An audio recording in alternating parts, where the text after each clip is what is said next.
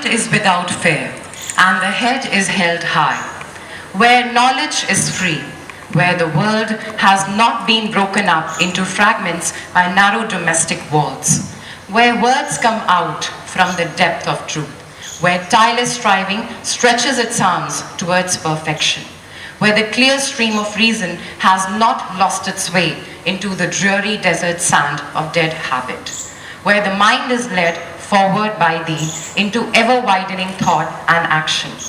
Into that heaven of freedom, my Father, let my country awake. A very energetic morning to respected Principal Ma'am, Honorable Chief Guest, esteemed faculty, and my fellow mates present here. This is Advik Pathak of Class 8, standing before you to deliver a speech on the topic, Meri, Mera, Desh. To start off, India is one of the oldest civilizations in the world, spanning a period of more than 4,000 years and witnessing the fusion of several customs and traditions which are reflective of the rich culture and heritage of the country. The history of the nation gives a glimpse into the magnanimity of its evolution from a country reeling under colonialism to one of the leading economies in the global scenario, which is quite conspicuous from holding the G20 presidency, incorporating the idea of Vasudhaiv Kutumbakam. More than anything, the nationalistic fervor of the people is the contributing force behind the culmination of such a development. This transformation instills a sense of national pride in the heart of every Indian. Meri Mati Mera Desh campaign is a modest attempt at keeping this flame alive. It envisions a unified celebration of India's soil and valor and the precious blood of our martyrs that has mingled with it, making it even more sacred. It is also a tribute to our freedom fighters, our true heroes who have shed both their lives and blood in an attempt to gain independence.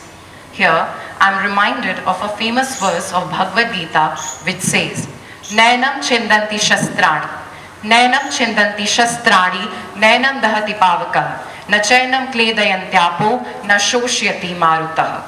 This means that the soul can never be cut into pieces by any weapon, nor burned by fire, nor moistened by water, nor withered by wind. What better introduction can there be to describe our freedom fighters? The people who emerged from utterly nothing and yet gained everything. The people whose virtues are deeper than ocean for any of us to imbibe. The people who are the epitome of humanity, humility, and harmony.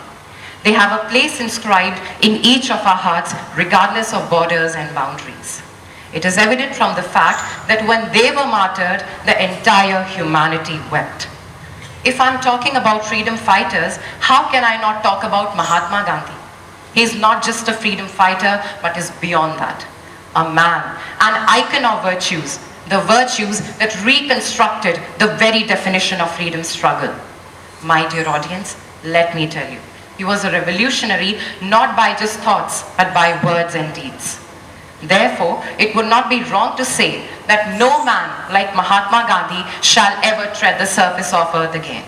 No books shall be ever holding his true nobility, and no speech of mine or yours shall ever do justice to the legacy this man has left behind.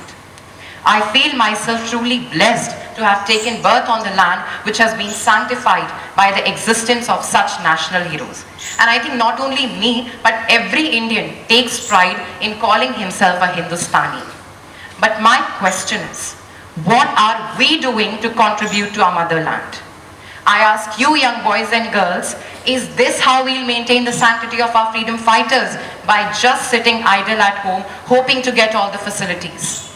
We need to remember, युवा ही देश का भविष्य है और इस अखंड राष्ट्र के भविष्य का निर्माण करने की योग्यता रखता है. We need to constantly remind ourselves that we have the potential to completely metamorphose the future of our country.